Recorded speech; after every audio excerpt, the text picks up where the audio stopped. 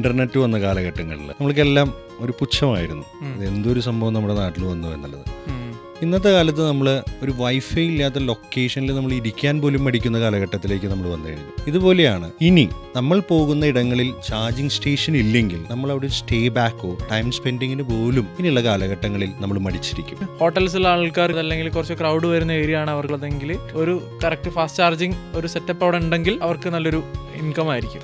അതുകൊണ്ടാണ് ഗോയിഷി രണ്ടാമതൊരു business model ഒരുക്കി കൊടുത്തിട്ടുള്ളത്. കമ്പനി സെക്യൂർ ചെയ്ത ഐഡിയൽ സ്പോട്ടുകളുണ്ട്, ഇതേപോലത്തെ റിസോർട്ടുകളോ ഹോട്ടലുകളോ നല്ല ഹോട്ടൽസ് റോഡ് സൈഡിലുള്ള ഈ ലൊക്കേഷനുകളിൽ ഒരു ഇൻവെസ്റ്റർ എന്നുള്ള രീതിയിൽ നിങ്ങൾക്ക് ഇൻവെസ്റ്റ് ചെയ്യും. ലാൻഡ് ഇല്ലെങ്കിൽ എത്രയാണ് ഇൻവെസ്റ്റ്മെന്റ് വേണ്ടി വരിക? ഒരു ചാർജിങ് സ്റ്റേഷനിൽ തന്നെ 2 വണ്ടികൾ ചാർജ് ചെയ്യാനുള്ള പോയിന്റുകൾ വരികയാണെങ്കിൽ 15 എന്നുള്ളത് 30 ആവണം. അതൊരു 25-ലും തീർക്കാവുന്ന സാഹചര്യങ്ങളും ഉണ്ട്. അതൊക്കെ അഡീഷണൽ എക്സ്പെൻസ് വരുന്നുള്ളൂ. 30 lakhs മുകളിലേക്ക് ഇതുവരെ ഒരു ബഡ്ജറ്റിൽ നമ്മുടെ ഒരു പ്രൊജക്ട് വന്നിട്ടില്ല.